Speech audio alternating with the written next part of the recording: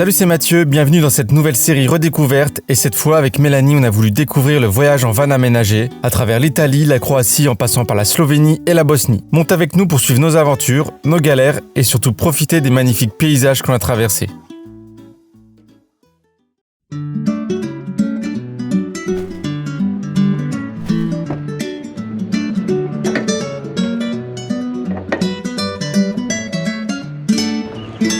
Et ben on n'est pas trop mal, la journée commence bien avec un grand soleil, un bon café, un café, j'espère que ça va se maintenir comme ça. Normalement le spot, même si c'est dans un village, je sais pas si c'est une ville vraiment, c'est tranquille, il y a de la verdure partout, c'est pas en pleine nature mais ouais, ça reste sympa et c'est gratuit. En plus il y a une borne pour se brancher, il y a de quoi vider la cassette, vider les eaux grises et il y a de quoi remplir l'eau. C'est-à-dire que pour 2 € t'as fait le plein de tes trucs. 1 € les 100 litres, ouais. 1 € les 100 litres. Tu vois qu'il y a des campings qui sont à 45 balles, 30, ouais. 40 balles. Bah regarde les gens qu'on a rencontrés hier, comme tu as dit, 38 balles. Non, la Slovénie c'est bien pour ça, c'est pas cher. Et sachant qu'on a déjà fait le plein hier, l'emplacement ne nous aura rien coûté. C'est bien pratique si tu veux pas te risquer au camping sauvage, mais attention, on est au mois de mai, j'imagine que les places se font plus rares en été. C'est aussi l'occasion de rencontrer des voyageurs, d'échanger nos expériences, puis chacun de notre côté, on se prépare pour reprendre la route.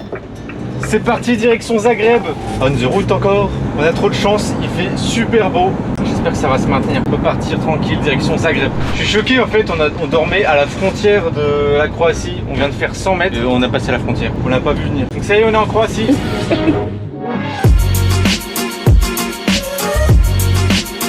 Nous y voilà enfin. L'Italie et la Slovénie n'étaient que des étapes qui nous ont convaincus de revenir, mais pour la Croatie, on a prévu d'en faire le tour et d'en voir le plus possible. On démarre par le nord du pays et la capitale, Zagreb.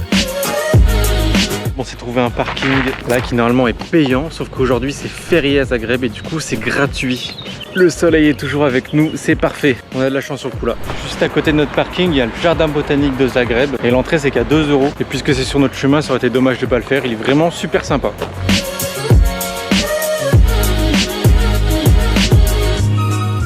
En sortant du jardin, on découvre un regroupement de très beaux bâtiments culturels comme le Théâtre national croate, l'Académie d'art dramatique et celle de musique, le musée des arts et métiers, ainsi que le musée croate de l'école. On sent bien que la capitale a mis le paquet sur la culture et si c'est ton truc, on compte 21 musées et 14 galeries d'art.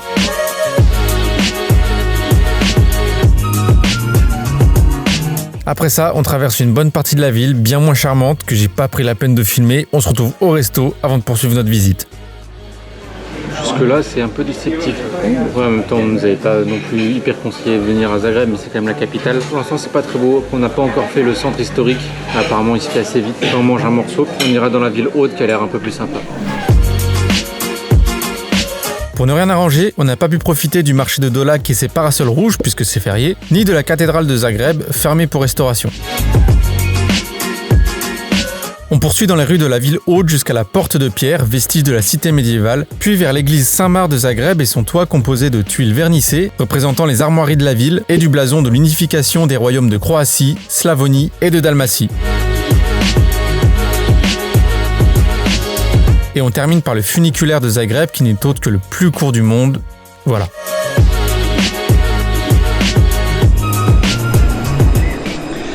Ça y est, on est de retour au van, il est 16 h et on est déjà de retour au van. C'était un petit peu décevant Zagreb, mis à part la ville haute, la vieille ville qui est plutôt sympa mais tu fais vite le tour. Le reste, la nouvelle ville c'est vraiment sans charme et tous les bâtiments potentiellement un peu beaux ou esthétiques étaient en travaux, pas vraiment hyper accueillants quoi. Et là vu qu'il fait plus très beau, qu'il n'y a plus grand chose à voir, vu qu'on est dans une grande ville on va en profiter pour aller à la laverie, pour laver un peu nos vêtements. On n'a pas grand chose mais après sur la route il n'y a plus rien, avant un bon moment il n'y a plus de notre trajet qu'on a prévu, il n'y a plus de grandes villes où il y a des laveries potentielles. Donc on va en profiter pour faire ça maintenant. Bon du coup j'ai déposé Mélanie à la laverie, c'est en centre-ville et pour trouver une place pour le camion c'était impossible, enfin, j'ai pas trouvé quoi. J'ai trouvé une place là à 20 minutes à pied de la laverie donc j'attends, elle me dira quand elle aura fini. Du coup ça me laisse le temps de trier un peu les rushs depuis le début, là j'ai déjà plus de 100 gigas de vidéos juste pour une semaine, même pas, pour moins d'une semaine. Donc voilà, comme ça moi je peux bosser un peu.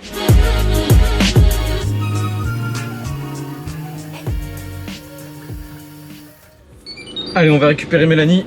Une fois réunis, on quitte Zagreb et on roule 2h30 vers le sud pour se rapprocher du parc national des lacs de Plivice, trésor naturel qu'on voulait absolument voir depuis le début.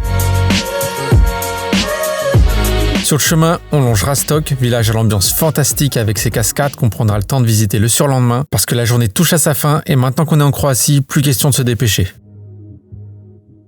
Ça y est, on est arrivé à notre spot du soir. Clairement pas un spot de dingue, on est au bord de la route avec un peu de verdure donc ça va aller. Mais en fait ce soir ils annoncent de la pluie de 23h à 5h du matin. Et vu la gueule des chemins, alors qu'il n'y a pas encore trop plu, là s'il pleut toute la nuit, on a un peu peur que demain on reparte pas. Surtout que le van il est quand même bien lourd. Et au moins l'avantage d'ici c'est que demain il faut qu'on fasse des courses. On est à 5 minutes d'un supermarché et de l'autre côté on est à 5 minutes des lacs de Plivice. Et c'est ce qu'on veut faire demain donc c'est plutôt un bon compromis.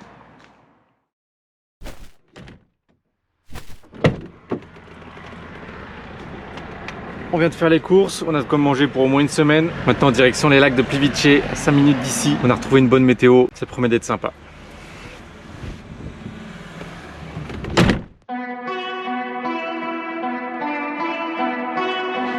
On vient d'arriver au lac de Plivice. Dès l'entrée, tu tombes sur des cascades trop belles. Ça rappelle un peu les chutes au Canada. On va voir si ça les vaut. Le parc national des lacs de Plivice est le plus vieux et le plus grand des parcs nationaux de Croatie. Il fait 296 km² et compte 16 lacs reliés par 92 cascades. Un chemin en rondin permet de visiter une petite partie du lac. Mis à part ce chemin et quelques bâtiments de tourisme, la nature est laissée à l'état sauvage. Aucune intervention humaine n'étant autorisée, ce qui profite à la faune et à la flore dont les représentants les plus connus y prospèrent, l'ours brun et le loup. Allez, je m'arrête de parler et je te laisse profiter de ces quelques belles images.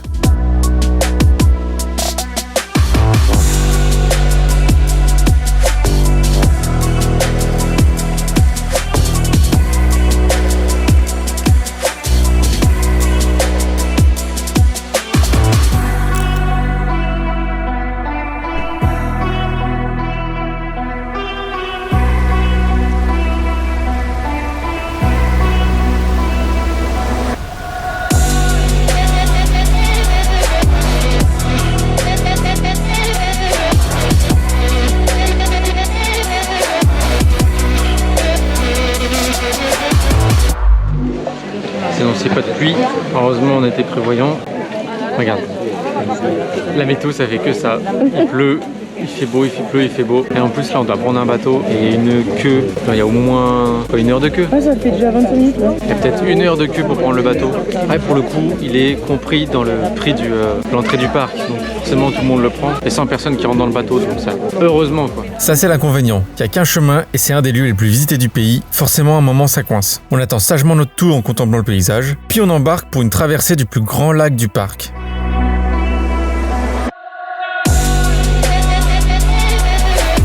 Et la pluie choisit bien son moment pour tomber et s'arrête juste pour notre arrivée, une chance. Mais ouais, une belle météo. On est descendu du bateau, on s'est tapé une pluie d'enfer. Heureusement, on était sur le bateau. Et là, on va finir notre tour avec une petite pluie. Il y a des soleils pas loin, mais elle n'est pas pour nous. Bon, ça va puisqu'on récupère une navette pour nous ramener au début du parc. Donc là, ça se fait ramener en bus. On a quand même eu de la chance avec la météo parce que le début avec les cascades on a eu le beau temps. On a eu un peu de pluie quand on faisait la queue et genre la grosse pluie c'était quand on était dans le bateau à l'abri. Et là le reste de la rando il a fini de pleuvoir donc on s'en sort plutôt bien. Et on en profite pour jeter un dernier coup d'œil sur les lacs et leurs couleurs hors normes. Ça y est, on est de retour au van après 3 heures de rando. 3 heures mais vraiment un petit rythme parce que je crois qu'il n'y a que 3 ou 4 km. Non, et sur le papier c'est marqué que c'est 4 km. A priori on aura peut-être fait plus. En tout cas, bien sympa. Beaucoup de monde quand même. Mais bon, ce serait dommage de passer à côté. Du coup, on s'est trouvé une guest house spéciale pour les voyageurs qui est pas loin d'un village qu'on veut absolument visiter, qui a l'air trop beau. On est passé à côté hier là, à Rastok. Comme ça, on passe la nuit là ce soir. Et demain, on peut aller visiter ça. Donc voilà, c'est à 30 minutes de route. On retourne donc sur nos pas pour retrouver le fameux village qu'on a longé hier où se trouve notre guest house. Ça y est, on est arrivé dans notre guest house. Et il y a notre hôte qui vient nous voir. Ok, donc on a mis notre hôte. Et ici, en fait, pour 15 €, tu peux te brancher en électricité, recharger ton eau, vider ta cassette. Et t'es à 10 minutes à pied du village trop sympa qu'on va voir avec les chutes d'eau. T'as aussi une douche et des toilettes à dispo. Donc, franchement, bon plan. Parce que dans le coin là, pour du camping sauvage, y a pas trop moyen. Tout est en pente vu que t'as la rivière juste à côté. Et avec les pluies là, de toute façon, le peu de trucs qu'il y a, prendre un risque de s'embourber. On va attendre qu'il refasse un petit peu sec pour aller se foutre dans la terre.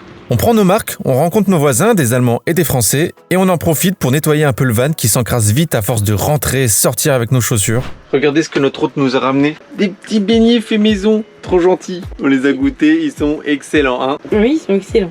Ouais, délicieux. On sort tout notre attirail de camping pour prendre le temps, préparer un apéro, échanger avec les locaux et jouer ensemble une autre de nos passions. Nous qui sommes toujours à 100 à l'heure en vacances, on apprécie vraiment ce moment.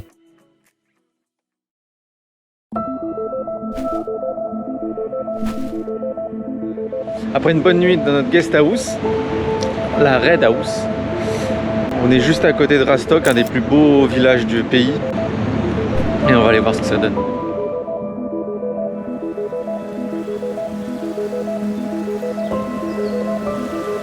Rastok est un village qu'on pourrait croire tout droit sorti d'un conte de fées, construit sur la rivière Slunjicica en amont des lacs de Plivice. Avec ses moulins et ses nombreuses cascades, une ambiance particulière s'en dégage. On raconte que des fées vivent ici depuis la nuit des temps et on surnomme le village tout bonnement la cité des fées.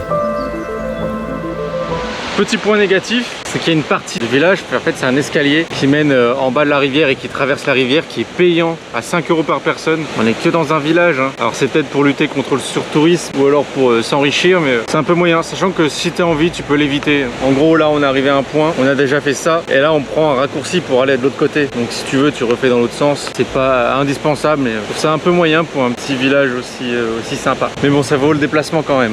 Ce passage te permet d'avoir accès à certaines cascades qui marquent là où la rivière Slunjicica se jette dans la rivière Korana. On remarque que le village est construit à fleur de falaise, ce qui participe à son côté féerique.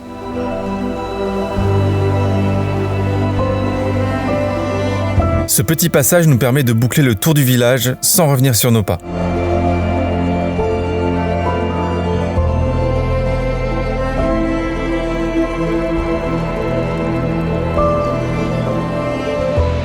Deuxième surprise, pour rentrer au cœur du village, c'est encore payant. Là, on est le 1er juin, à partir d'aujourd'hui, c'est 7 € pour aller se promener dans le village. On estime que jusque là, on a pris assez de belles photos. On en a pris suffisamment plein la vue, donc on va s'en passer.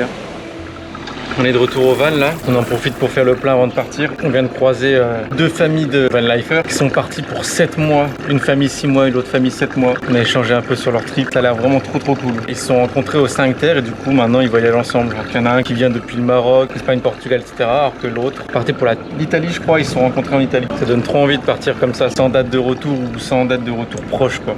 Allez, on reprend la route, direction Kuterevo et le sanctuaire des ours. Quand on était en Slovénie, des voyageurs nous ont parlé de ce sanctuaire, où ils avaient passé quelques nuits en échange d'un petit coup de main. C'était pas dans nos plans, mais vu notre amour pour les animaux, on a fait un détour pour y jeter un œil. Et puis c'est aussi ça les vacances en van, la liberté d'aller où on veut. Retrouve-nous dans le prochain épisode dans la peau de bénévole. Abonne-toi pour ne pas louper ça et laisse un commentaire et un like pour soutenir la chaîne, c'est super important. C'était Mathieu, on se voit bientôt. Salut!